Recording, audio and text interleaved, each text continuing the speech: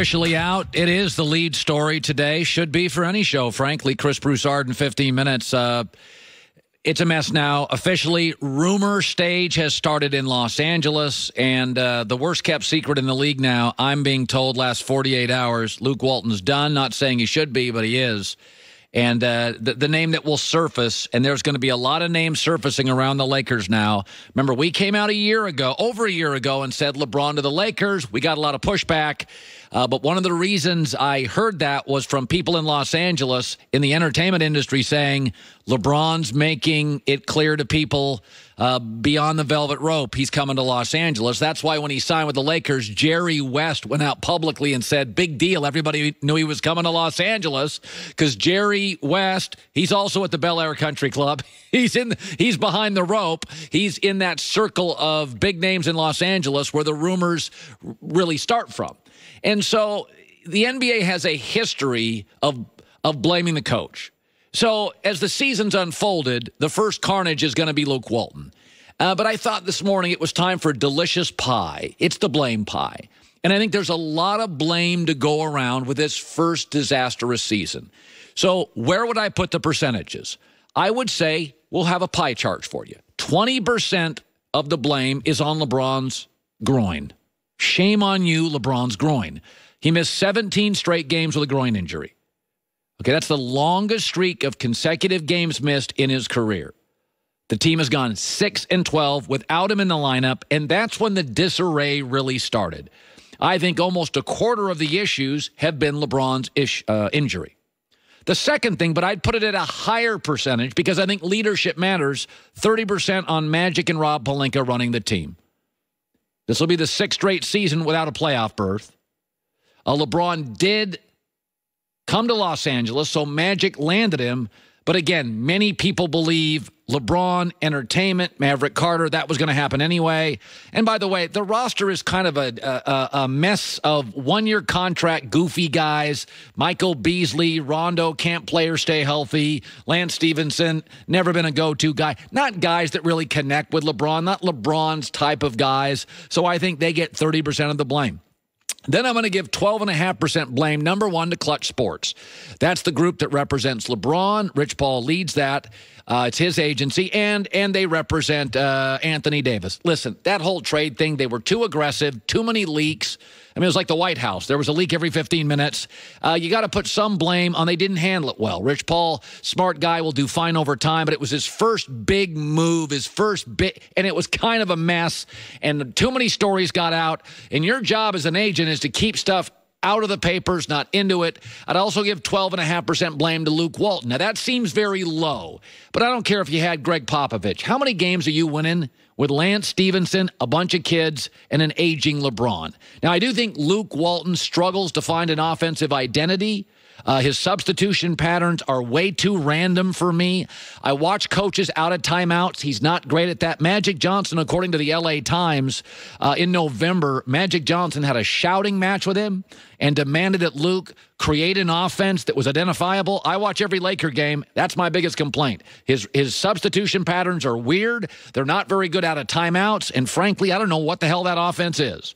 I would also then blame 10% on Lonzo Ball's health. I'm not blaming Lonzo. I'm blaming his ambiguous health. He can't stay healthy. And by the way, they are 20-14. The Lakers are, when Lonzo and LeBron have both played. They're pretty good. He developed a better three-point shot. He got bigger and stronger. I thought he started playing really well before he got hurt, attacking the rim. Some of this is just Lonzo got hurt. And Lonzo was developing into a really nice player on this team and much more, I think, dependable from the outside than Rondo. 5% of the blame I'd give to Spring Hill Entertainment. That's Maverick Carter. That's LeBron. That's his entertainment company. LeBron's been involved in 20 projects since coming to Los Angeles. It's not the end of the world, But I don't love that a lot of this stuff is being done in the season and is airing in the middle of losing streaks. I do think that kind of permeates a locker room and is kind of bad. I'm separate from everybody else. 5% I blame on the Pelicans. They muddied the waters. They got ticked off. They were immature. Adele Demps, their GM, got fired. They just wanted to make the Lakers hurt after the AD rumors came out. And so they just called anybody who would listen, made stuff up, dirtied the waters. But I'm not going to make the percentage huge because they have a right to do that. And you can't put blame on another team in the NBA. It's on you. And then 5% I think is father time.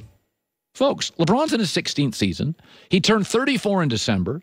Including playoffs, LeBron has played almost 12,000 more minutes than the second most Joe Johnson. That's almost 4 NBA seasons.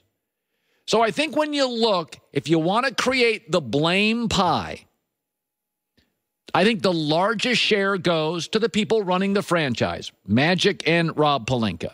Then I think LeBron's injury, Clutch Sports, Luke Walton fall in line, taking parts of it. Then I think there's a bunch of 5%ers. But in the end, this is where we're at now. Because you know the way the world works now. It's nobody's fault individually. It's not my fault, not your fault. God be somebody else's fault. And if you had to create the pie, to me, that's what it looked like. Joy Taylor with the news. No. Turn on the news. This is the Herdline News. So, as you mentioned, last night was basically the nail in the coffin for the Lakers. Yep. Their loss to the Clippers basically ended their playoff hopes. One of the issues plaguing LA is their inability to play defense. They're currently ranked 24th.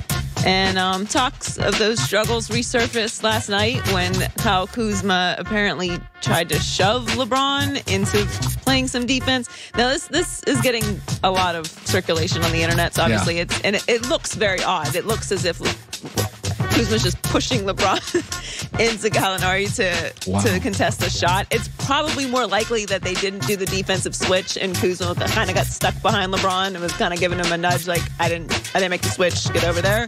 But it's just kind of a visual metaphor for this entire season. Just confusion, lack of defense, LeBron not engaged. The whole thing is just, it's a crazy video to watch.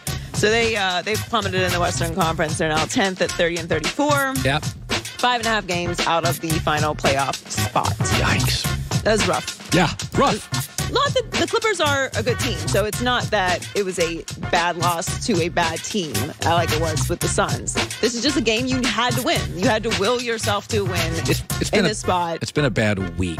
Yes, lot of lost to good teams, lost to bad teams last night, lost to a average team. I mean, lost to a team that you had to beat. You needed to win that game to stay in the playoff race. Sticking with last night's game, the Lakers were trailing in the final seconds of a 113-105 loss. And Patrick Beverley decided to get involved with the crowd. He started to wave his hands and orchestrate a chorus of boos from Lakers fans. Take a listen. And the Lakers realize their fate. Patrick Beverley taunting the crowd.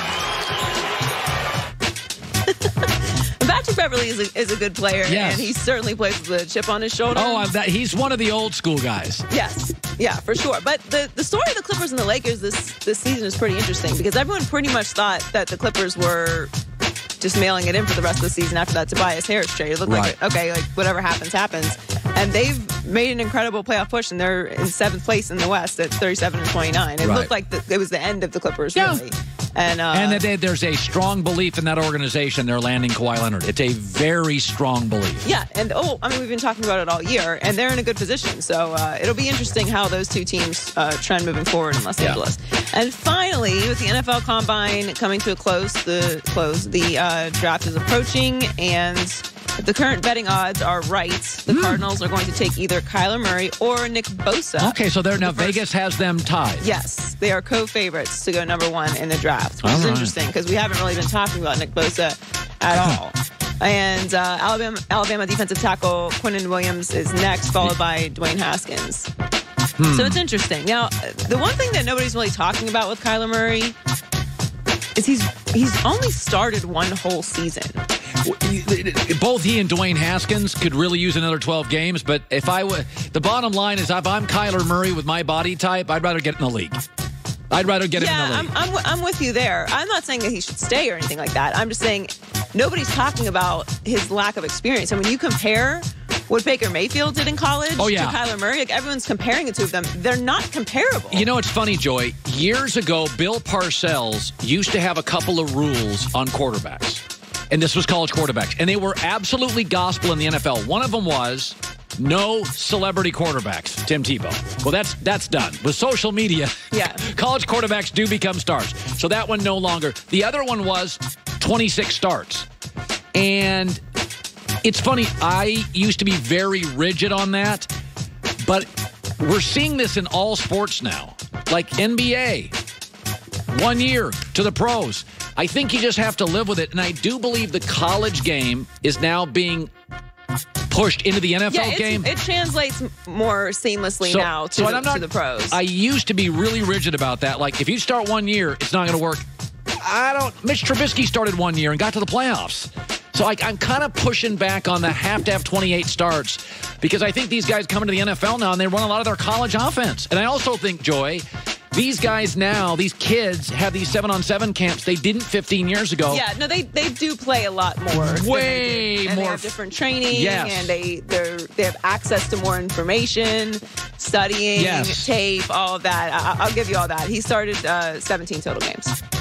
So it's enough. He's a little short of that. Bosa is 26. So, I mean, it really just depends on what you need. Again, I maintain that they should trade back. They should stick with Rosen. I always believe that. Yes. You need so much more than just a quarterback if you're Arizona. But it's trending that way. All right, Joy with the news. Well, that's the news. And thanks for stopping by. The Herd Live.